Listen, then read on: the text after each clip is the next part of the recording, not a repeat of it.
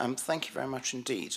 Good afternoon and welcome to this meeting of the Housing and Tackling Homelessness Portfolio. My name is Darren Sanders. I'm the Liberal Democrat member for Baffins, North Milton and South Copner, and I'm the relevant cabinet member.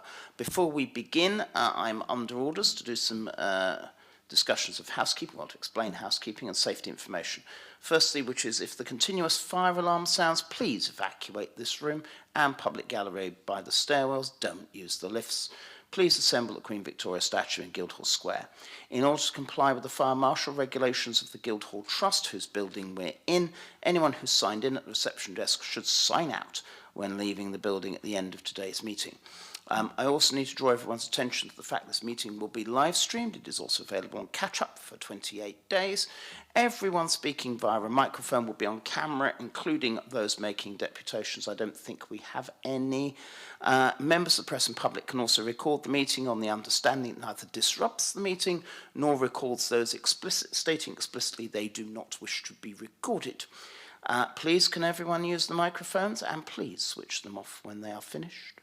So my job now is to go for introductions. So I'll start on my left-hand side, and then the back, and then the front. So Alison Harper, Democratic Services. Thanks, Alison. Alan Denford, Finance Manager. Claire Hardwick, Head of Private Sector Housing. Sam Rickard, Housing Regulation Manager. Sally Scattergood, Assistant Director Housing. Emma Randall, Interim Head of Housing Supply. Councillor Raymond Den, Copner Ward. Spencer Gardner, Member for Drayton and Farlington. Mary Vallely for Cosham and Wimmering. You nearly got it there. Nearly. That's the right answer. And we have someone over in the far corner who wishes to sort of remain anonymous but won't. So, and you are, madam? Okay, and that's at the council rather than the housing regulator, just checking. Just checking. Okay, that's fine. Thank you very much indeed, and welcome, Sarah, as well. Okay, so I have apologies for absence from James Hill, the Director, and Joe Bennett, the Assistant Director for Housing Supply. For Mary, for Spencer, and for Ray, are there any? Do you have anything interesting to declare at all? No. Right, okay, that's great. So we have two items on the agenda, the first of which is what they call the Empty Private Presidential Property Strategy 2025 to 2030. So who's going to do this one? I shall. Thank you, Claire. So the council currently works within the existing Empty Private Residential Property Strategy, which expired at the end of 2024. Introducing an updated strategy allows the council to review its approach to tackling empty properties, highlight the issues empty properties present, and outlines how the council can intervene to address these. There is no statutory requirement for the council to have an empty property strategy. However, it is recognised as its best practice. Within this report, we're presenting a new draft strategy which contains 4 key aims. One is to maximise the usable housing stock in the city by supporting owners of empty properties to return them to functional homes.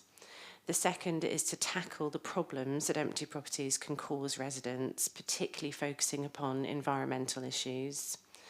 The third is to work in a more joined-up way across council departments who have an interest in addressing the issues related to empty properties, and broaden the way that the council works with external partners to make bringing back into use empty properties everybody's business.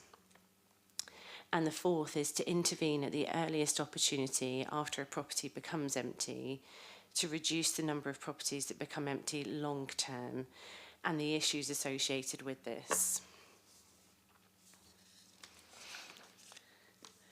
Through the casework that's been undertaken under the existing empty property strategy, a number of key learning points have been established which have now informed the new updated proposed strategy, and that includes predominantly the need for improved partnership working and utilisation of resources across the council as well as harnessing powers and capacity across other organisations, working with external stakeholders, and as well as the scope to improve recording of cases, a wider use of the range of legislative powers that can be available, and that some long-term empty properties may not be able to be brought back into use due to legal concerns surrounding their own ownership.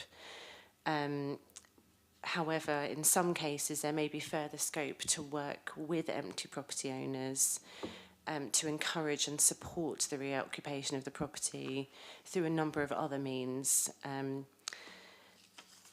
The draft strategy contains an action plan outlining how the council will meet these aims, with an emphasis on communication, advice and support, enforcement, measuring the impacts of interventions, and crucially, partnership working. It's important to recognise that the council will not always be able to formally intervene to bring a property back into use due to legislative restrictions that surround the enforcement options. But there are often unique and complex reasons why properties may sit empty for a long period of time. In these cases, officers work to understand whether there is other scope, perhaps through a less formal approach of supporting and assisting, and as that is outlined in the aims, that early intervention before a property becomes long-term vacant. So the report makes 3 recommendations. Firstly, that the Cabinet Member for Housing and Tackling Homelessness agrees to the draft strategy in principle, which is contained in Appendix 1. That the Cabinet Member for Housing and Tackling Homelessness approves the non-statutory consultation that will be undertaken from the 2nd of June until the 7th of July. And that the Cabinet Member for Housing and Tackling Homelessness instructs officers to bring a final version of the empty property strategy following that non-statutory consultation. Thank you. Okay, thank you for that, Claire. Normally we have colleagues from the Residents' Consortium, which is a statutory body that the housing team has to enable consultation to occur, but none of them are here. I'm sure there are very good reasons. Sorry, none of them is here. I'm sure there are very good reasons why. So I'll go to my political colleagues first. Ray, any questions or comments at all? No, none from me. Oh, my blimey, if this keeps going, we'll be out of here quick. Spencer, feel free to have any questions or comments at all. No? Oh, blimey, this is like Britain's Got Talent, I tell you. Mary, do you have any questions or comments at all? I feel obliged to find a question You don't from have somewhere. to if you don't want to. If I don't mind. The long-term issues for private houses not being able to be sorted out. I know there's one on the bottom of, for example, Hazelmere. It's been empty for a good 10 years, maybe longer. And I know that you've been in and taken the garden apart because it was in, avoiding it was infringing on neighbours' gardens. Unfortunately, they've done such a good job, it's come back twice as big as it was before, type of thing.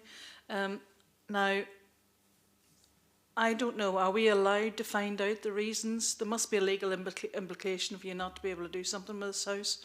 Are we allowed to ask questions directly, or are we not entitled to? No, not the case of not being entitled to. I think the most appropriate thing. So for those people who don't know, all my opposition colleagues are perfectly entitled to briefings at any time with any of the officers about anything. The only stipulation is I don't know about it, which is important. So can I suggest, Mary, with that specific case, yes, of course, please raise that with Claire or with Sam. I mean, I think we all 4 of us live in represent We've areas all got that are these issues, relatively affluent in at least most of the cases. So you've all got specials like that. I had one that was 20 years short, and it felt like Jarndyce versus Jarndyce, frankly. Yeah, we have one that's 20 so years in Cushing. please raise the specific one with the team. However, if you don't mind, I think, Claire and Sam, there's a more general point, which is around at what stage does education become enforcement? Yeah. And at what stage does it just become an eyesore? And what are the sort of stipulations there are for that? I think for the specific one, Mary, raise that, and then if necessary... I was going to go on to say... Sorry to interrupt you, madam. I've just forgotten what I was going to go on to say. I was going to use that as an example, rather than needing answers today, obviously. But I would really be interested in the consultation, and I think we should absolutely go ahead with that. Yeah, thank you. That's all right. And if you've got anything else that comes back later, just yell, if that's right. Yeah, that's okay. Don't worry. We've all had that one. So Claire and Sam, the more generic point about at what stage does, and I don't want to cut across what Mary's saying or get it wrong.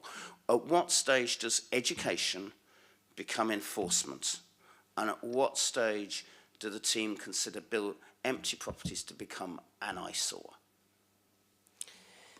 So, I mean, I think the strategy outlines that the approach has to be tailored. So we need to understand the circumstances in each individual case, and there is a multitude of complex situations that can lead to a property being long-term empty. And I think through the strategy we acknowledge that there has to be a whole toolkit available to us in dealing with these situations. And in some or many situations, a lighter touch, that advice, that support, that signposting is adequate as an intervention to resolve the issue. But there are clearly some cases, and it does tend to be the ones that have been empty for much longer periods of time, which is why the strategy really emphasises that intervention at an earlier stage to try to prevent them from coming to the point where they have been long-term empty. Those are the ones where we have a dual approach. We're looking at the impacts of those things. So you're talking about, issues like it being an eyesore, or there may be issues with the garden, the impacts that property is having. That's one aspect that we have the ability to deal with. The other is whether we have the ability to use specific enforcement powers to actually bring that property back into use. So it tends to be that the environmental issues are clearer and easier for us to use powers to deal with. But as you mentioned, they can come back. The issues around whether something has been empty for a very long period of time and whether we have the enforcement power to actually bring that back into use. I think that's something that the strategy is really outlining, that we understand that there's probably a wider range of powers that we should be exploring in these situations, and that it really depends on the very individual circumstances of each case.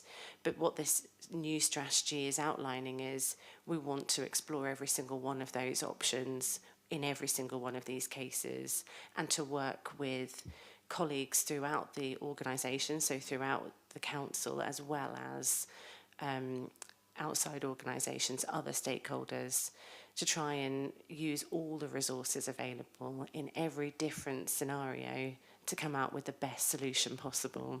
Because it's not always the case that the council on our own, especially within the private sector housing team, are going to be the solution to resolve that long-term empty property. Mary, does that answer the more policy-driven aspects of your question? Yes. Okay, thanks very much. I said if anything comes back, yell. But I think that the individual point Mary raised is something I think that all of us have had from time to time, which is that empty house that's been empty for years and decades. I said, I know 3 in my ward. One of them, by the ivy, was literally going into the walls of the next door building. And it was an absolute nightmare to track down the actual owner. And one of the 3 had an owner who was selectively mute, which I had never heard before that particular thing occurred. So these are all hassles, and we all know that there are empty properties are an actual blight on our city when, as you say, we've got so many people on our waiting list, so many people who are homeless, frankly. I'm intrigued that the number of properties empty in the last year has gone down in this city, which is bizarre, but it's obviously true. And the total increase over the last 5 years has been significantly less. than in places like Brighton and Southampton, even though we've still got slightly more empty properties than Southampton. So it's very pleasing to see this. I'm having been old enough to do this first time, I actually remember that it was properties that were empty for 2 years and was initially told we couldn't take them before 2 years. So getting it down to 6 months is a significant improvement as far as I can see. And I think the idea around education versus enforcement is always a hard one, and it is a judgment call and you'll get it wrong sometimes, and that just happens. But it's important that there's actually a set of principles that we can work through, and that's excellent. My final point is just around one small thing, which is around when is a property really empty? And again, that's a judgment. Sometimes you'll find that and that property's empty and that's absolutely fine, but they've been trying to sell it on the market for months and they ain't got anywhere. Personally, I don't regard that as a property being empty and an owner being stupid, but that's I think a judgment for later on. So I think it'd be interesting to see that said, when education becomes enforcement, it is really crucial going forwards in the consultation. I welcome the strategy because we need this sort of stuff in our city. We are firefighting because of the constraints on housing supply that we have, and we need to have every single tool at our disposal. And I have to say this is a significant improvement on the first one I had. So, colleagues, thank you very much indeed. I too look forward to the consultation, even though I won't be taking part in it for fairly obvious reasons. But I think that we're prepared to do that, and I will be delighted to see the outcome, I have to say, which hopefully will be later this year. But no, this is an excellent improvement, and thank you very much, Sam and Claire, for that. So I support the 3 recommendations in the report, Alison, and we go ahead with that. So thank you, colleagues.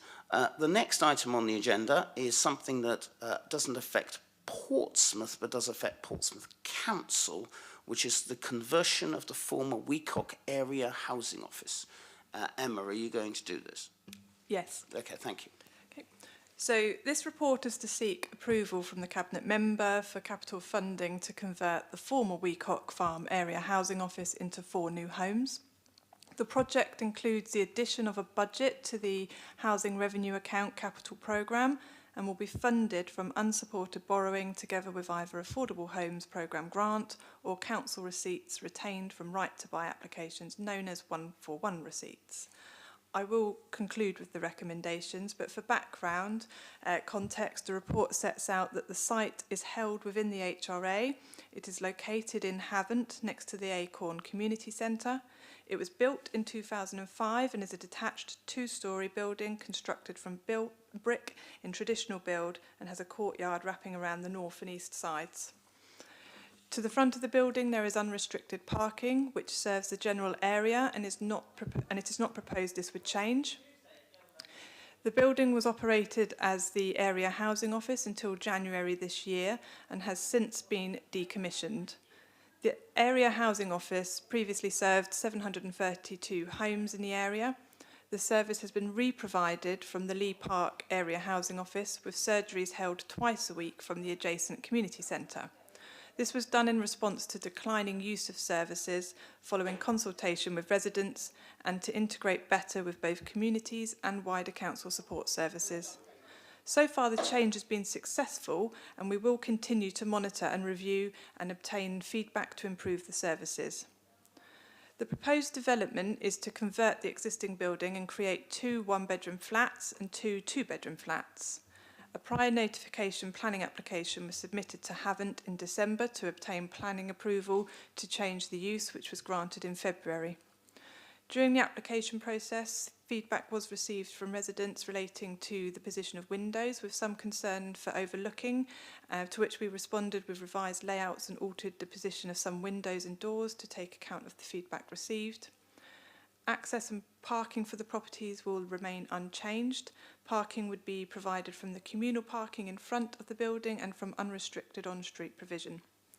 The detailed design and specification of the units is still to be developed, but will be aligned to the Council's design guides and current building regulation standards.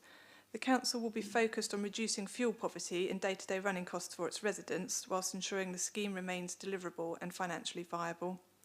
A unilateral Section 106 agreement has been entered into to secure a contribution of £9,360 towards measures to mitigate the water quality impacts of the development of the Solent European sites, and securing that planning has significantly de-risked the development for us.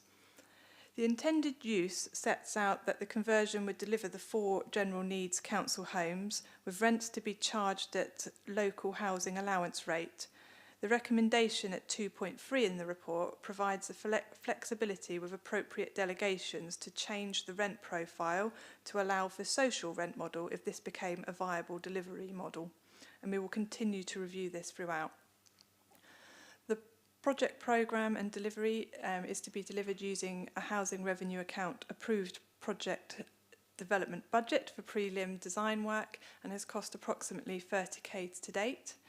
It is proposed the development uses direct delivery by council using internal resources where possible, with specialist packages procured as required to support the delivery. If approved, it's intended that the detailed design work will be completed in May, with aspirations that tenders are issued in June, an anticipated start date on site in September 2025 and operational by April 2026. So quite a fast-track programme. This will be reviewed and updated as required to reflect any changes to financial or other legal and regulatory requirements. The legal comments on the report confirm that the recommendations are within the power of the Cabinet member to adopt and approve. The report raises no relevant legal implications. The delegations recommended in the report are supportable and focus upon the scheme's delivery within the housing revenue account. The finance comments are that the total development costs are estimated to be £759,000 to include costs incurred to date, estimated bill costs, professional fees and contingency. The appraisal shows that the scheme is viable with contributions from either the Affordable Homes Programme grant or the 141 receipts over 50 years with a positive NPV and no in-year deficits. It assumes a grant level of £63,000 per unit is needed, and the equivalent minimum contribution needed for 141 receipts is £167,000 or 22% contribution. The report approves delegations to amend the composition and spending profile of the proposed scheme with revised financial appraisal to be approved by the Section 151 officer to ensure the scheme remains viable. Finally, to conclude, the recommendations in the report outline that the Cabinet Member for Housing and Tackling Homelessness approves 1, the addition of a scheme for the conversion of the Weacock Farm Area Housing Office via the HRA Capital Programme to deliver 4 new homes with a budget of £759,000, phased £506,000 in the current 2025 to 26 financial year and a further £253,000 in the 26 to 7 budget year.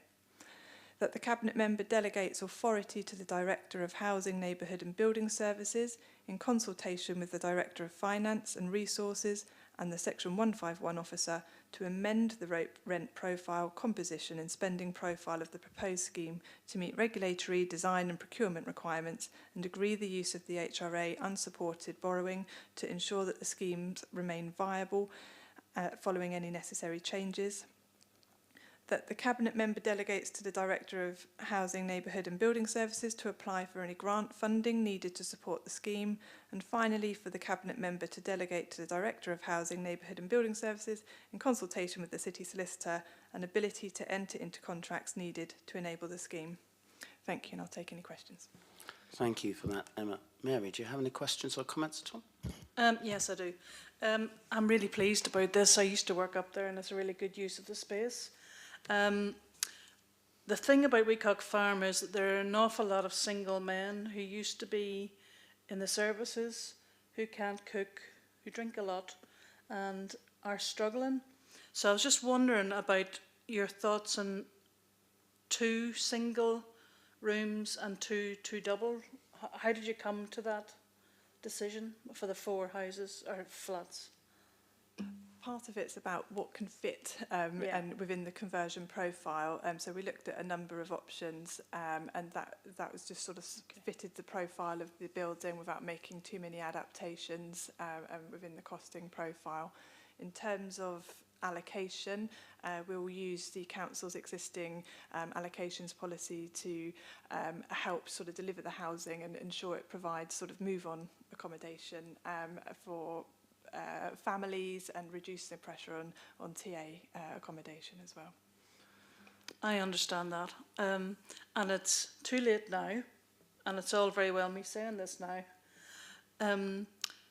The problem that occurs up there is that all the men live in the same block, and if somebody's trying to come off something, there's no chance because the temptation around them is everywhere.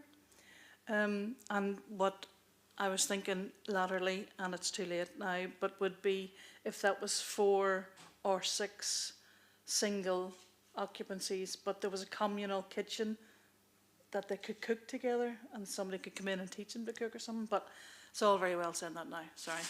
I just had to have it come out of my head. I just come in on that. So part of the reason we wanted to set our service in the community centre is so that we are more visible. And I know that sounds strange because we were literally a big building right next to it, but people using the community centre didn't necessarily go across into where the housing service is. Having spoken to the team who run the surgery last week, what they're telling me is they're seeing much more demand, so they're busier than they were previously being based in that community centre. And what they see is people coming in to use the cafe and the mental health services that are there, and then they're then being driven into us. So I think there is a more connection between all the services, and I think what the hope is that we'll be able to work together to provide that kind of support, and that may be things like moving on with our resident engagement team, providing cooking lessons, budgeting support, all of that kind of thing. That's exactly what we want to do based in that community centre. Excellent. Who gets the SIL money? I don't think there's been any SIL. There's just been a Section 106 contribution which has been paid towards the Solent scheme. Thank you. It was a very nice try, I have to say. It was utterly shameless. I like it. I like it. Excellent, excellent. Spencer, do you have any questions or comments? Oh, okay. Raymond? I did mention this to the Teams meeting we had.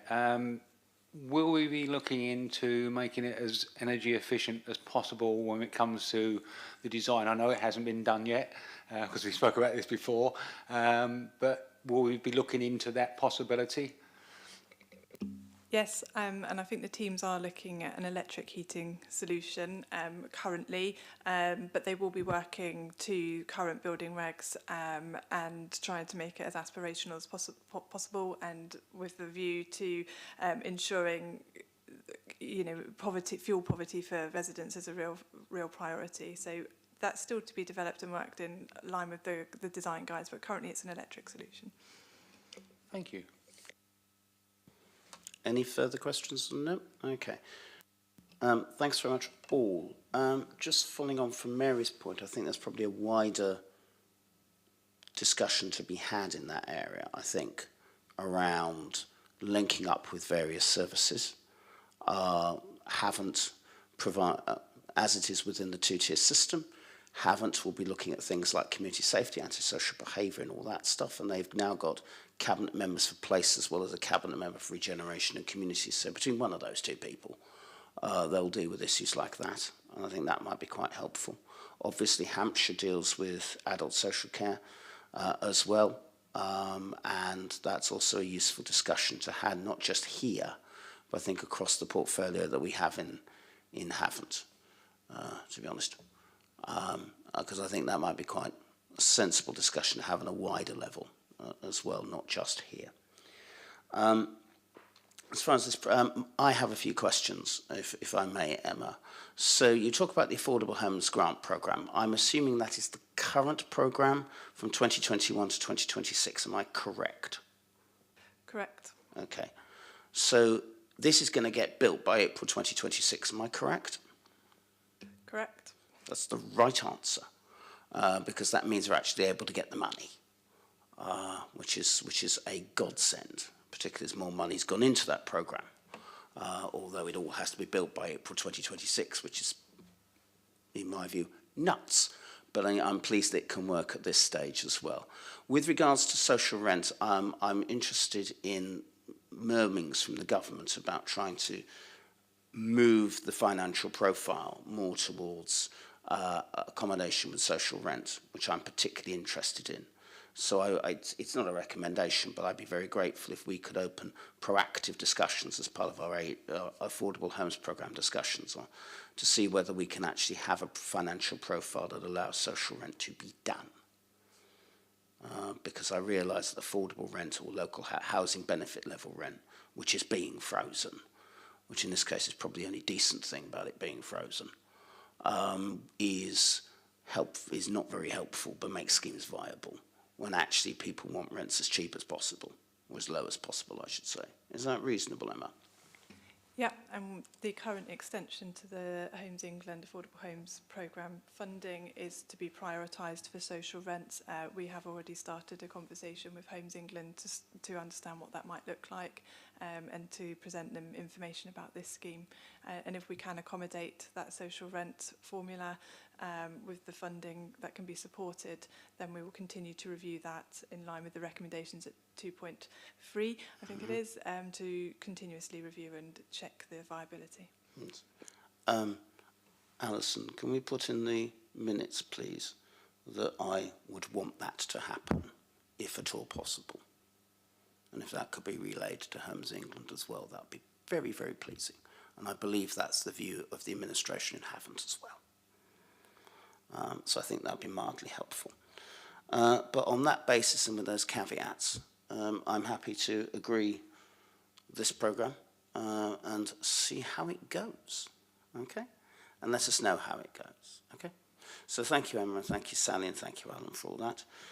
And with that, that closes this particular meeting. So the meeting is now formally finished at 4:36 p.m. Thank you all for coming.